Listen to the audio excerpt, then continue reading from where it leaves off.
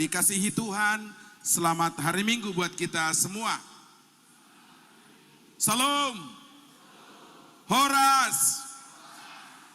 Marilah kita sambut firman Tuhan yang menyapa kita pada pesta puncak kegiatan Porseni Remaja Distrik 27 Borneo yang tertulis pada Mazmur 89 ayat 15 sampai 18. Marilah kita sama-sama membacanya dengan suara yang nyaring.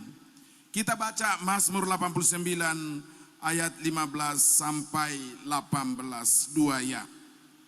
Keadilan dan hukum adalah tumpuan tahtamu. Kita sama-sama membacanya, kita ulangi dari ayat 15. Ada di acara kita sampul pertama. Mari kita baca bersama dua-dua ya. Keadilan dan hukum adalah tumpuan tahtamu. Kasih dan kesetiaan berjalan di depanmu. Berbahagialah bangsa yang tahu bersorak-sorai ya Tuhan. Mereka hidup dalam cahaya wajah-Mu. Karena namamu mereka bersorak-sorak sepanjang hari. Dan karena keadilan-Mu mereka bermegah. Sebab Engkaulah kemuliaan, kekuatan mereka. Dan karena Engkau berkenan, tanduk kami meninggi. Saya baca dalam bahasa Batak. Hati goran dohot uhum do ojahan niha bangsami. Asini roha do hasitongan patujolo ni bohim. Martua mabangso na boto olop-olop. Aka namar pangalaho di bagasan hati uron ni bohim. Ali Jehovah. Sai marolop-olop duna sida manipat ari marhite-hite guarmu. Jalatibul dona sida hinorhon ni hati gorammu. Aihodo saudara ni hagugon nasida. Jalahinorhon ni habasaumido manuarang taduk nami. Demikian firman Tuhan. Saudara-saudara jemaat yang dikasihi Tuhan, satu keistimewaan kitab Mazmur yang perlu sama-sama kita ketahui bahwa pada kitab Mazmur akan banyak kita temui nyanyian pujian kepada Tuhan. Bahwa pada kitab Mazmur kita menemukan banyak doa-doa yang disampaikan pemazmur kepada Tuhan. Dan dalam kitab Mazmur kita akan membaca kesaksian yang disampaikan oleh kitab Mazmur kepada semua pembacanya. Keistimewaannya adalah ketika kita membaca kitab Mazmur, sesungguhnya kita juga ikut berdoa. Ketika kita membaca kitab Mazmur, sesungguhnya kita juga ikut bernyanyi. Dan ketika kita membaca kitab Mazmur, sesungguhnya kita juga ikut bersaksi. Itulah istimewanya membaca kitab Mazmur. Jika Bapak, Ibu, Saudara-saudara tidak tahu apa yang harus disampaikan kepada Tuhan, bacalah Mazmur. Itu akan mewakili apa yang patut kita sampaikan kepada Tuhan. Tapi tentunya dengan suara, membaca bukan di dalam hati, tetapi bersuara. Ketika kita tidak tahu apa yang harus kita nyanyikan tentang Tuhan, bacalah Mazmur. Dengan itu kita akan turut bernyanyi, memuji memuliakan Tuhan.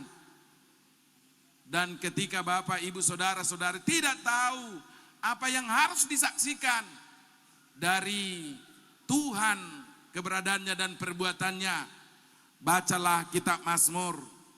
Dengan itu kita juga sudah bersaksi. Itu pertama keistimewaannya. Yang kedua, ketika kita bertemu dengan kitab Mazmur, kita bertemu seorang pribadi yang begitu dekat dengan Tuhan, yang senantiasa bernyanyi memuliakan Tuhan, yang senantiasa menyampaikan pergumulannya kepada Tuhan, walau dalam suka, walau dalam duka, dia hidup dalam pujian dan doa, termasuk juga dalam kesaksian. Itu artinya kita bertemu seorang pribadi pemazmur yang hidup bergaul dengan Tuhan, yang sangat bergantung kepada Tuhan, yang mengandalkan Tuhan dalam seluruh kehidupannya. Alangkah bahagianya Bapak Ibu, alangkah bahagianya remaja pemuda HKBP, kalau kitab Mazmur ini menginspirasi kita, memotivasi kita menjadi pribadi yang dekat dengan Tuhan, yang selalu memiliki pujian kepada Tuhan, yang selalu berdoa kepada Tuhan dalam seluruh kehidupannya. Kita berdoa, kita bernyanyi bukan hanya saat kita beribadah, tapi juga di dalam kehidupan kita sehari-hari. Kiranya kitab Mazmur ini menginspirasi kita di tempat ini untuk boleh kembali dari tempat ini dengan semangat baru, hidup dalam persekutuan yang karib dengan Tuhan, bergaul karib dengan Tuhan, mengandalkan Tuhan dalam seluruh kehidupan kita. Saudara-saudara, sesungguhnya kita sangat-sangat dekat dengan godaan, mengandalkan apa yang kita miliki. Ketika kita memiliki kekuatan, kita sangat dekat dengan godaan, mengandalkan kekuatan kita untuk menjawab permasalahan hidup kita. Ketika kita memiliki harta, sesungguhnya kita sangat dekat dengan godaan, mengandalkan harta kita untuk menjawab segala persoalan hidup kita. Ketika kita memiliki kekuasaan, kita sesungguhnya sangat dekat dengan godaan, mengandalkan kekuasaan kita untuk menjawab persoalan hidup kita. Ketika kita memiliki ilmu pengetahuan, itu juga membawa kita dekat kepada pencobaan, mengandalkan pikiran kita untuk menjawab apa yang kita hadapi dalam hidup ini. Tapi pemazmur mengingatkan kita, janganlah kiranya mengandalkan pertama apa yang ada pada kita, tapi andalkanlah Tuhan dalam seluruh hidupmu. Saya mau mengajak saudara-saudari mengatakan ke samping kiri dan samping kanannya, andalkanlah Tuhan dalam seluruh hidupmu. Silakan. Untuk memastikan semua melakukannya, saya minta tangan kanan kita ke atas. Semua yang ada tangan kanannya, semua yang memiliki tangan kanan, turunkan ke bahu temanmu yang di sebelah kanan. Katakanlah, andalkan Tuhan dalam seluruh hidupmu. Demi keadilan, tangan kiri. Tangan kiri di atas. Turunkan ke bahu kiri. Andalkan Tuhan dalam seluruh hidupmu. Baik. Itu artinya kita saling mengingatkan.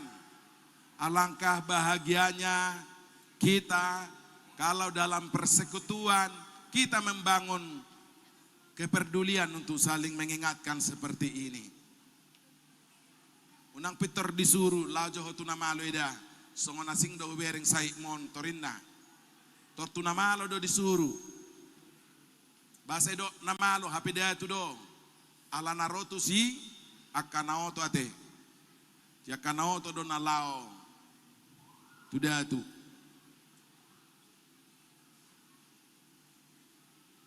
Berikut saudara-saudari, ada perkataan dalam ilmu agama yang menyatakan bahwa perilaku manusia sesungguhnya mencerminkan Allah yang dia sembah.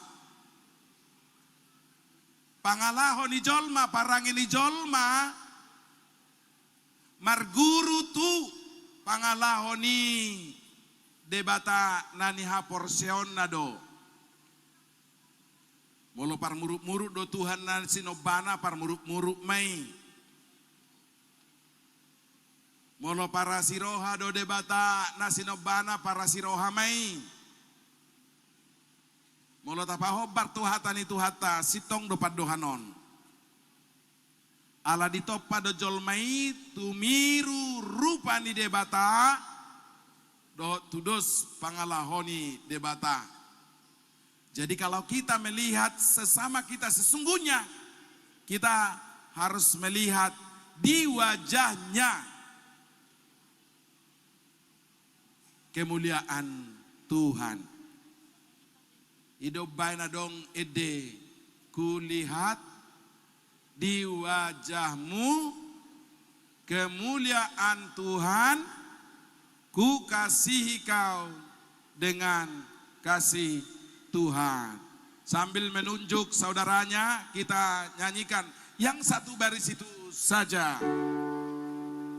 Kulihat di wajahmu kemuliaan Tuhan, ku kasihi kau dengan kasih Tuhan. Sekali lagi, kulihat di wajahmu kepada saudaranya. Kulihat di wajahmu kemuliaan Tuhan, ku kasihi kau dengan kasih Tuhan.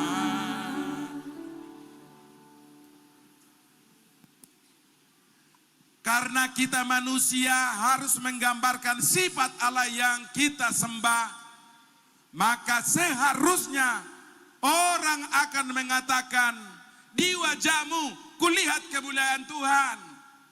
Dang songon na didok nyamata do inata ujumar badai, songo siboli suberek koina. Unang madong na madok songon niate.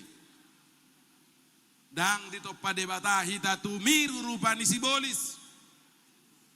Oleh karena itu jangan ada kiranya pada kita lagi wajah-wajah kriminal, wajah-wajah yang penuh kebencian, tetapi menggambarkan kasih Tuhan. Berikan senyum yang terbaik, yang terindah kepada saudaramu dengan tulus. Kenapa dengan tulus? Seringkali orang berjumpa di gereja bersalaman, cipika, cipiki. Tapi setelah pulang, kok kompak kali ku lihat kau tadi dengan Eda yang berbaju hijau itu. Arohana maisi, babiak doi katanya. Udah cipika cipiki, tapi dikatakan juga dia babiat. Oleh karena itu Tuhan yang kita sembah adalah Tuhan yang Maha Kasih. Kasihilah sesamamu dengan tulus sebagaimana Tuhan mengasihi kita. Ada dua sifat Allah yang kita temukan dengan mudah dalam nats ini. Yang satu adil, yang satu lagi adalah kasih. Tuhan kita itu adalah Allah yang adil dan Allah yang kasih. Adil artinya tidak memihak, tidak beras sebelah, mengasihi orang tidak melihat wajah, rupa, ras, agama. Tuhan mengasihi semua. Tuhan tidak hanya mengasihi orang yang berkulit putih. Bayangkan betapa sedihnya si birong-birong nak argai kalau Tuhan hanya mengasihi orang yang putih. Tapi kita bersyukur Tuhan mengasihi semua. Itu artinya mengingatkan dan mengajarkan kita, kasihilah juga orang, semua orang, tanpa melihat wajah, rupa, siapa dia. Kita harus adil dalam mengasihi. Pengalaman saya waktu Naposo Bulung, kalau ada Naposo Bulung yang panjang rambut, pembawaannya ya menarik. Semua laki-laki yang ada di Naposo Bulung itu pada perhatian ke situ. Berbicara pun ramah. Halo itu, gimana kabarmu? Tanya kabarnya, berikan senyum, salam, duduk di sampingnya. Kalau sudah selesai berguru, orang berebut untuk mengantar dia pulang. Siapa kamu pulang itu? Ayo, kuantar. Tapi itu sering menjadi ketidakadilan. Ada orang yang tidak terperhatikan karena dia keriting. Gak ada yang mengantar pulang. Akhirnya dia tidak ikut lagi Naposo Bulung. Jangan-jangan yang terjadi sekarang juga seperti itu. Sehingga lebih banyak Naposo Bulung yang tidak hadir di gereja. Karena yang hadir di gereja itu tidak memberikan perhatian yang adil kepada sesamanya. Kalau yang hadir di gereja itu sungguh-sungguh memberi perhatian kepada sesamanya secara adil, maka itu akan menjadi sebuah penarik sehingga Naposo Bulung remaja akan berlomba masuk Naposo Bulung. Barangkali ada pengalaman saudara-saudara mengajak adik-adik kita remaja Naposo Bulung untuk bergabung. Mereka tidak mau, enggan masuk. Kenapa? Karena didengar persekutuan itu tidak baik. Ada perpecahan, ada perang dingin. Kompak hanya di bajunya. Baju seragam, roha meragam. Hanya bisa bersama kalau ada kegiatan seperti ini. Tapi Tuhan yang kita sembah yang adil itu, berilah keadilan juga di dalam mengasihi sesamamu di persekutuan remaja dan Naposo Bulung. Adillah.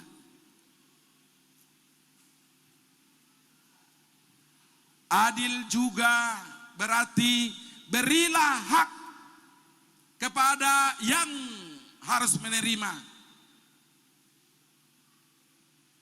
Adil berarti semua orang menerima apa yang menjadi bagiannya dan memberi apa yang menjadi kewajibannya. Itu adil. Satu keadilan yang harus kita hidupi berhadapan dengan Tuhan adalah Tuhan harus menerima kemuliaan dari kita. Amin. Dan kita akan beroleh damai sejahteranya. Damai sejahtera bagi Allah di tempat tinggi. Kemuliaan bagi Allah di tempat tinggi. Dan damai sejahtera di antara manusia yang berkenan kepadanya. Ketika kita memberikan kemuliaan kepada Tuhan, damai sejahtera akan menjadi milik kita. Seringkali terjadi ketidakakuran di tengah-tengah persekutuan karena ada anggota yang tergoda mencari kemuliaan bagi dirinya sendiri ketika dia tidak mendapat perhatian dan penghormatan yang menurut dia patut dia terima, lalu dia menjadi lemah, dia menjadi undur diri dan meninggalkan persekutuan. Tidak ada damai kalau kita tergoda mencari kemuliaan bagi diri kita. Tetapi keadilan Tuhan mengingatkan kita supaya kita adil. Memberikan kemuliaan kepada Tuhan. Supaya damai sejahteranya juga terjadi pada diri kita. Di tengah keluarga juga, marilah kita hidupi keadilan. Ribka, bukan Ribka pandiangan ya.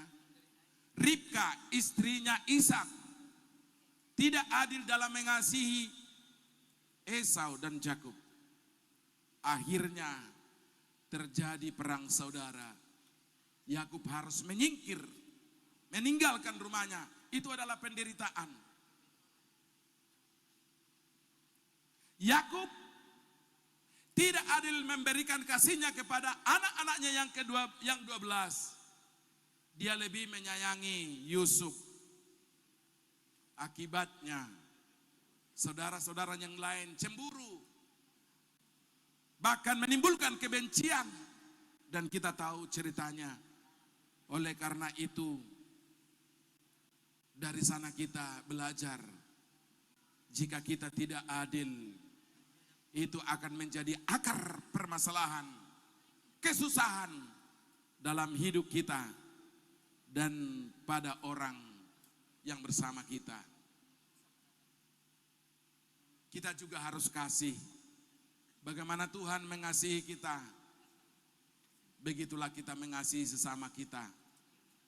Bukan karena rupanya, bukan karena hartanya, bukan karena kekuasaannya, bukan karena kemakmurannya atau kesejahteraannya. Marilah kita menghidupi kasih ini. Pertama dari persekutuan kita di gereja, lalu meluas kepada persekutuan kita di luar gereja. Kalau di tengah gereja ini pun kita tidak boleh saling mengasihi, sepertinya sebuah ketidakmungkinan kita menghidupi kasih di luar gereja. Gereja yang pertama diberkati oleh Tuhan, jumlahnya ditambahkan oleh Tuhan, karena di dalam mereka saling mengasihi, saling memperdulikan. Biarlah remaja Naposo Bulung melalui kegiatan ini dipersatukan untuk saling memperhatikan, saling mengasihi. Saya nanti meminta kepada panitia, kalau manortor biarlah naposonya, kita orang tua mengulupilah. Dan kalau mereka nanti meminta tortor husip, harus ada Naposo Bulung dari satu resort yang berkenalan dengan mereka. Supaya apa yang didoakan Pendeta Gustaf Utagaul tadi terjadi di sini. Satu pokok doa yang selalu hadir di Pumuanina adalah jodoh anakku, jodoh boruku. Oleh karena itu remaja Naposo Bulung, tahu salah remaja ya, Naposo Bulung yang hadir di sini, lihatlah ke kanan dan ke kiri. Lihatlah di wajah temanmu dari resort yang lain. Kasihlah nomor WA-mu. Bersahabatlah.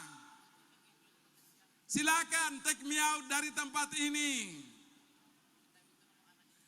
Jangan sampai saudara-saudara pulang dengan tidak ada kenalan baru. Paling tidak seperti itulah bahasanya ya. Jadi kalau nanti ada manortor misalnya Balikpapan, MC-nya tolong dipanggil dari resort Bontang misalnya untuk mendampingi kalau udah tortor husip, supaya mereka saling melihat wajahnya. Biarlah firman ini menyemangati kita Bapak Ibu Saudara-saudari untuk mendeladani Tuhan, hidup di dalam keadilan dan kasih-Nya. Amin, kita berdoa. Terima kasih Tuhan buat firman-Mu yang menyapa kami. Biarlah kami hidup sesuai dengan kehendak-Mu.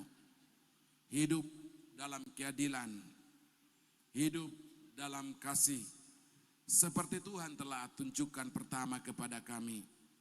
Demikianlah juga kami harus hidup saling mengasihi dan dalam keadilan Tuhan. Berkati kami semua yang telah mendengar firman-Mu. Dan tolong kami menjadi pelaku firman-Mu. Dalam nama Yesus kami berdoa. Amin.